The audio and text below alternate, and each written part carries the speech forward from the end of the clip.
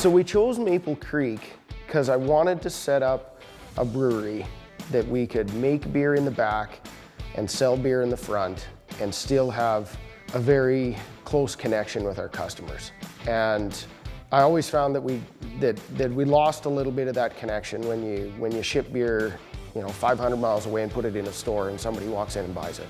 It's just not quite the same as chatting with somebody at the brewery, explaining those beers, and I want people to have a really good first beer experience, whether it's their first beer here or their first craft beer in general. I want them to have a really positive experience. Ooh, that's good. A little coffee? Yeah. I'm Ryan Moncrief. I'm one of the owners of Rafter, our brewing company, and I do the brewing here.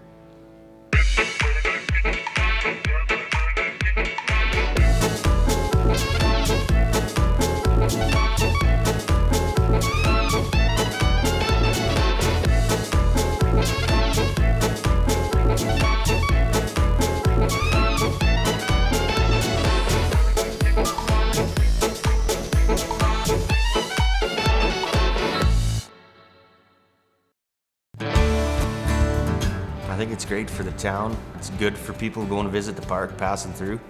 It's a great location right on the main drag going through town. Can't miss it. It's a perfect placement. I think it was the right people for the right brewery for the right location. Yep.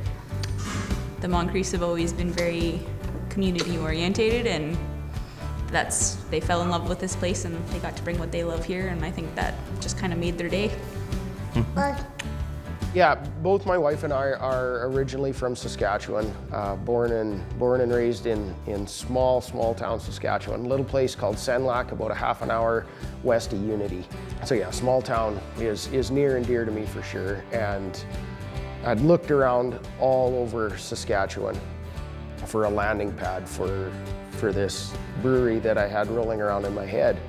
And when you start looking around, there's no other town like Maple Creek in Saskatchewan. The list of cool one-off businesses in town here, the local area, the history behind that area, the tourism sector in the summertime and all year actually, it's crazy. The first time I came to town, I really wasn't in town for very long at all. And I was pretty much sold that this was a good place to do it. It's just a nice place to go to come down for a beer, and the atmosphere is great and the staff's really nice, and yeah, it's just a great addition to our community. It is my wife Teresa and I that run and operate the business. I look after all the stuff in the back, the brewing, the beer, that sort of stuff, and Teresa looks after the front of house here. I like to tell everybody that I look after the beer and Teresa makes sure that I get my work done and she does everything else. So. There you go. Good, thank you. See you later. Thanks, girl. I got started in brewing a bunch of years ago. I started home brewing is what kind of got me into it. Just trying different beers, trying to get different styles of beers that I wanted to drink. And at that time, there wasn't nearly the selection of beers in the stores that there is now, and especially in our neck of the woods back home. So I started home brewing. And that carried on for a few years until a job opportunity came up at a brewery that opened down the road. I decided to throw my hat in the ring on that job and landed it. So I quit a perfectly good paying job with benefits to go be an assistant brewer. And the rest is kind of history. It was a whirlwind of learning and applying that knowledge and having a pile of fun, and it snowballed really quickly into something that I pretty much decided that's it. I found my niche, I found my home. That's what I want to do from now on. So the brewing process is very similar to a lot of the other breweries, but everybody does things their own way, right? So the first step of a brew day is mashing your grains or milling your grains. So we take the bags of grain and we dump them into a little roller mill and essentially break those kernels up into a few pieces. We don't want to grind them into dust or anything like that, and we don't want to miss cracking those kernels either. So it's kind of a fine line as to how you mill your grain. Too fine and it'll cause you problems, and not fine enough and you don't get any extraction. So we mill our grains and we mix those milled grains with hot water and to make the mash. And essentially a mash is just a big batch of porridge. Warm water and grain. Get our water bed laid in there, and then we can start mashing grain in there. So it's through that interaction with the warm water and the malted grains that we use that the enzymes activate. And what they do is they convert the starch in the kernels over to sugar. So that's really the magic of the brew house. It's not to make beer, it's to make sugary liquid. So we mash those grains and we let it steep for a while, essentially. And everything converts from starchy and kind of soupy to really sweet, and then it kind of gets nice and clear. So I'm checking the pH of the mash. Mash pH is super important as far as conversion of starch into sugar and stuff. So those enzymes like to be in a certain temperature and a certain pH range. So, and we're kind of right smack in the middle of the prime range there at 5.4. So that's right where we want to be. So then we need to separate the liquids and the solids. And that's part of the job of the mash tun, so that when we try to pull that liquid out, that we get the liquid and not the solids. And we'll dilute that liquid a bit to get down to what we call our pre-boil gravity. And we're looking for a sugar concentration in the liquid at that point. So essentially we're now transferring that liquid into there so that we can boil it to sterilize that fluid and to utilize the hops that we're going to put in there later for bittering and for flavor and aroma. We've got 9 different beer on tap right now, and there's been a few that have made it to the tap system and they were just a one-off brew, and all in all I would say probably somewhere in the vicinity of 15 or 16 different beers on tap since we started, and it's been fun introducing people to different beer styles that they've never heard of before. The amount of different type of beers that he brings up, and they're all good. I like every one of them. My favourite right at the moment is the New England IPA. But I like the smoked beer, I like the stout, because I'm a Guinness drinker and the stout is very, very close to the Guinness. All of our beers here are named according to style. So when people come in and they look at our menu board, they're seeing things like an English mild, or a Hefeweizen, or a Rout beer, a West Coast IPA, that sort of thing. So they're named by styles. They're not named just with a cool beer name, right? Naming beers is fun. It's a grand thing, but that way I kind of feel it's truth in advertising, because I've seen people order beer off a menu just because the name caught their eye, and they get a beer and they go, man, I don't enjoy that at all. And this way we find that we get that opportunity to tell people about our beer, but a little bit of education involved in what makes different beer styles different from each other, and that sort of thing. So there's a little bit of education and history and that sort of thing, and we find that it engages people and piques their interest. That, well, I've never heard of something like that.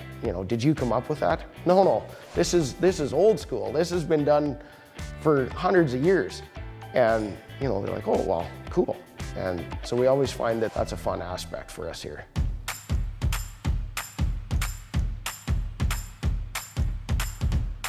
So once everything's in the kettle, we'll boil it for a period of time, usually an hour to an hour and a half, somewhere in there, depending on the beer. And that boil does quite a few things for us. It allows us to sterilize the fluid so that nothing that we don't want living in there.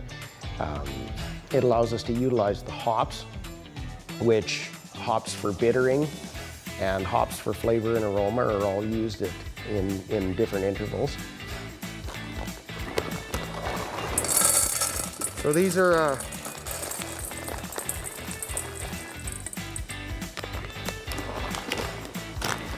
pelletized hop, and hops are a flower that grow on a vine kind of similar to a grapevine. And these little flowers, they kind of look like a little pine cone or an artichoke almost. And inside the petals are this yellow, sticky acid solution. It looks a lot like pollen, but it's actually called lupulin. And the lupulin is what gives hops all its power. That's where the flavor and aroma and all that comes from. So the pelletized hops, they just grind them up and extrude them, and all the goodness of the hop is in those little pellets.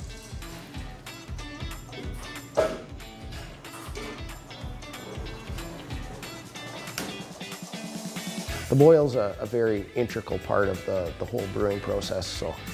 But once we're boiled, now we need to cool that liquid down and get it into a fermentation tank. So we come out of the kettle and we run the wort at that point through a heat exchanger, which is essentially a cooling agent. Cool water in one side and hot wort in the other, and they do the old switcheroo, and pretty soon we've got cooled wort going out one side and hot water going back into our hot water tank. If it's too hot, you're gonna hurt your yeast, or even worse, kill it. And if it's too cold, then your fermentation will be kind of stunted, and it'll take longer than what you'd like to get that batch of beer up and running. The cooled wort is pumped into the fermentation tank, and at that point we'll incorporate yeast, and then Mother Nature starts looking after that process, and from there we start creating actual beer. The formation of alcohol and carbon dioxide through the yeast digesting that sugar. Well, the first beer I'm going to pour for you is the Oatmeal Stout. Style of beer that I absolutely love. Dark beers were one of the things that kind of got me into making beer for myself and that sort of thing, because it's just something that I really started to gravitate towards. It's an easy drinking stout that incorporates the use of actual oatmeal in the recipe. And the oatmeal just adds a really nice creaminess to the beer and brings the body of the beer up. It actually pulls down a little bit of that, dry bitterness that you get out of some of the different varieties of stout. Makes it very approachable for people. Coming in at 4.7% alcohol as well, it's an easy drinking beer for people. So it's always more fun to share beer with friends. So I've invited local chef Joelle Fitzpatrick to come down to the brewery today to pair some food with a couple of our beers, in particular the Oatmeal Stout. Hi, my name is Joel, and I'm the owner and chef of Lakeview Grill in Cypress Hills. Today I will be pairing Rafter Brewery Oatmeal Stout with my famous jerk chicken wings. So today actually we will be going step by step in making the jerk sauce, which is a passed down recipe that was given to me. First, we have the spices. So one of the things with a jerk sauce, it's quite complex with the spices. So we have here cloves. I have also 5 spice. For heat, I have some chili flakes and cinnamon. Then over here we have some brown sugar, cane sugar, chopped up onions, and some fresh garlic. And what I've also done is I've made some of my sauce a couple days before, because one of the things of a jerk sauce, the longer it sits, the better the flavor comes out. Also, I have prepared my wings in advance, marinated last night, and I've baked it today. So we're just gonna add the sauce when we're done to the wings and serve it. All right, so we're gonna go ahead and put our ingredients together. All right, so we have some chopped up onions.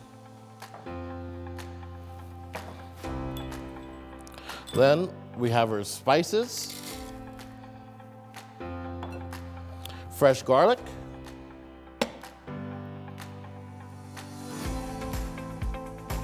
brown sugar,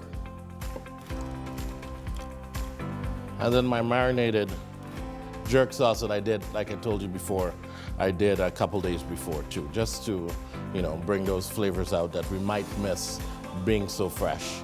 Also, very important ingredient, which is green onions. Then I'm gonna add some soy sauce, some dark soy sauce to that. Again, this is about 2 tablespoons of that, and I would say about 3 tablespoons of vinegar. And there we have it. Okay, so we're just gonna pulse this up.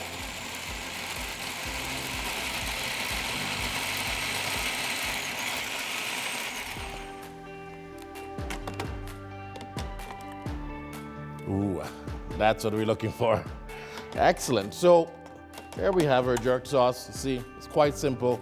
The thing is having everything ready in advance, and voila, you get it done in no time. Okay, so what I'll do, I have some butter in my pan here. I'm just going to bring the heat up a little. And the wings that I've already done, I'm just gonna add to the pan. Then I'm gonna add my jerk sauce. I'm gonna toss everything in a bowl, and then I'll plate it for you. So basically, I'm just bringing the chicken back to life. It's been sitting before I add the jerk sauce. And the thing about the jerk sauce, you can actually add amount of heat that you like. It's really up to you and your heat, Actually, also to a habanero pepper is actually what goes well with this meal, but I find that sometimes it could be too overwhelming. So I just stick with the chili flakes instead of the habanero pepper. But if you're a spice guy, then a habanero would work. Okay, so we can hear that. And what I'll do now is just add that jerk sauce that we just made.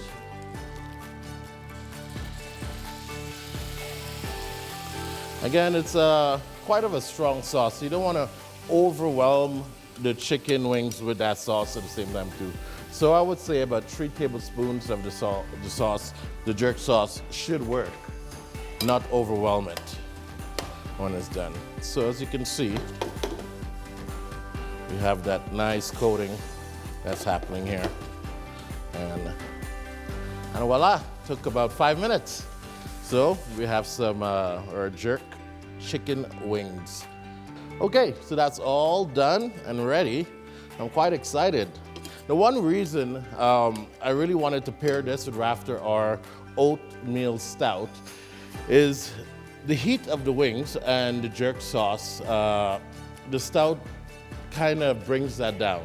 So the creaminess and the richness of the stout, it goes really, really well with a spice. With the boldness, the creaminess of the stout, and then you have the heat of the jerk sauce. It just combines so well.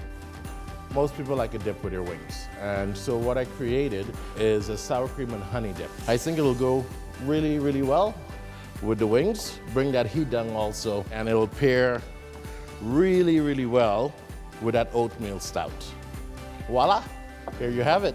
Going with the flat one. Yeah, I'll go with the nice club here. Love eating chicken wings. Oh my gosh, that's so good.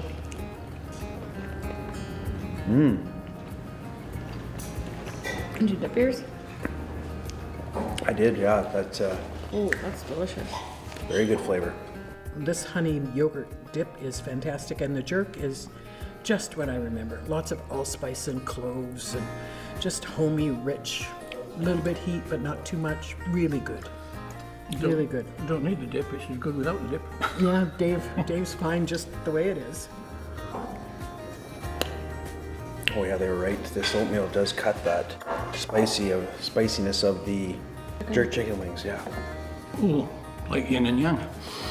Excellent. Really good. He's happy. It's good. I could eat and drink this all day. All right, so the next beer I'm going to pour for you guys is the New England style IPA. It's a really approachable style hoppy beer for people. There's lots of delicious fruit flavors going on, tropical fruits in there, and a really easygoing bitterness. This is a beer that we just brought on to tap here full time about 3 weeks ago. There's definitely a a popular demand in the industry for these styles of IPA, and I believe it's because of the really low bitterness factor in these beers that people gravitate towards them. So the second beer that we'd like Chef Joel to pair some food with today is the New England style IPA. Our next pairing will be our chicken and mushroom smothered biscuit. Quite simple recipe, but quite delicious. So what I did, I've marinated my chicken breasts the night before with some herbs, salt and pepper. So I'm gonna go ahead and use some butter. I'll just add to the pan, and then we're gonna add our chicken breasts. Now you don't want it to be cut too thick, because then it'll take a while to cook, and then it'll be just too much on that biscuit. All right, so basically it's an appetizer, it's not a meal. So you can pick it up, you can bite it, you know, easy to eat, quite delicious. Why I wanted to pair the IPA, the New England IPA, with this dish, it's a heavier dish with the cream and the chicken. And the thing about the IPA, the New England IPA from Rafter it has such a light, fruity flavor that goes with it that it kind of breaks down that creaminess.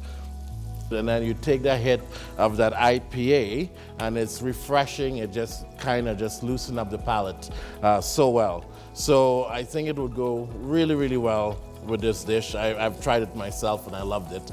So while that's happening, I'm gonna go ahead and I'm going to do the sauce, the cream and mushroom sauce. So again, butter, lots of butter for this specific sauce. So here we go. So then we have some garlic, fresh garlic going in there. Onions, diced onions. And again, quite simple. That's all we need to begin the sauce. I'll go ahead and put the mushrooms in while the onion and the garlic is cooking down, so everything has that great flavor.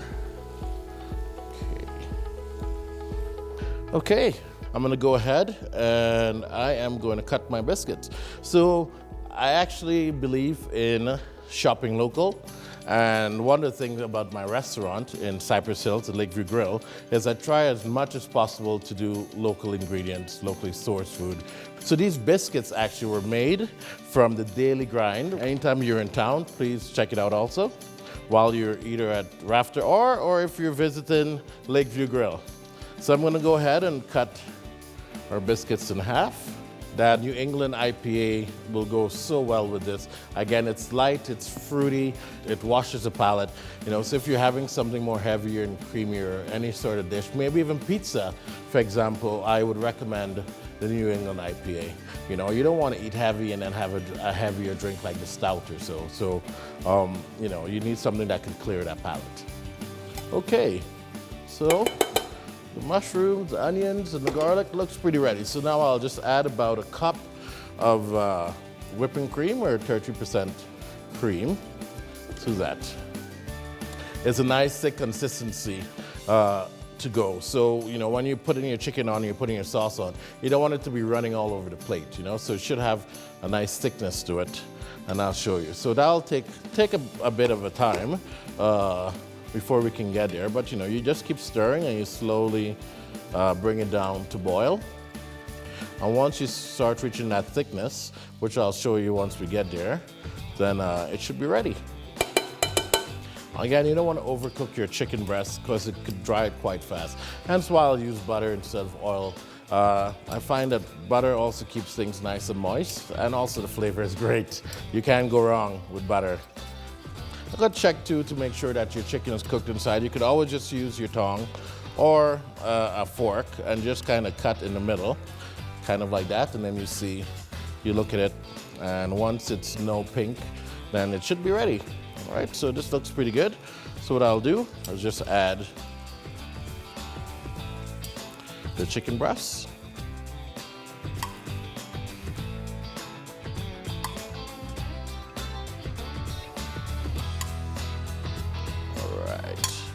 And now, as you can see, our sauce is coming to a boil. Just add a bit of salt.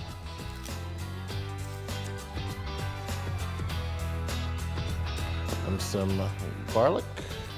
seasoning. So too, you can put cheese to this dish if you like. I'm just going with our, original recipe, but you can tweak it however you like. You don't need to use chicken either. You can use a steak if you're a steak person, it'll work as well. Again, like you can see, these things take no time whatsoever. It seems kind of difficult, but once you get all the ingredients ready and you put it together, it takes about 5 to 8 minutes, honestly, to get done. Once you're using cream or making any sorts of sauces, one of the main things of doing a good sauce is that you have to keep stirring. You keep on it, you slowly keep mixing it, stirring, because they burn quite easily. It could also curdle quite easily. Many things that could happen, so you got to pay a lot of attention anytime you're doing any sort of sauces. You got to be there. You got to keep adjusting your heat to your liking till you get it to that perfect consistency. So don't be afraid. Don't walk away and do all the stuff once you're doing a sauce, because you'll get yourself in a mess. Okay. All right, so here we go. I think this is pretty much ready. And I'm gonna go ahead and plate this. I'm gonna go ahead.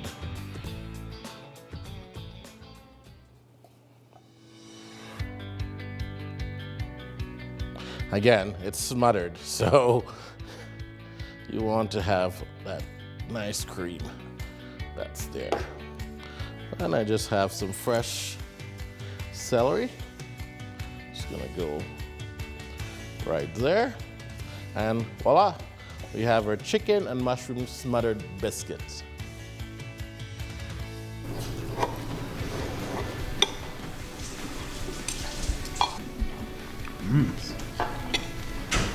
Very rich and creamy. Goodness, that's good too. Never told. That is delicious. Very good. Now let's see. Oh yeah, good job, flavour. That's actually really nice because it's a creamy chicken and mushroom, and then this is fruity, so it really enhances both, doesn't it? Mushrooms bring like a nice earthiness flavor, if that makes sense, to it. Yeah, the fruit and the mushrooms and the cream sauce really go well together. Yeah, bomb. It's so good. Usually when I chat with people, they get that I'm super enthusiastic about the beers that I make and why I make them the way I do, and some of the processes that I use. And I've always found that people are really engaged with that, and it helps to make that first experience, like I said, here or with craft beer in general, a much easier step for people to take. Every beer that we produce, every beer that goes on our menu is a beer that I'll stand behind as something that I've put my heart and soul into.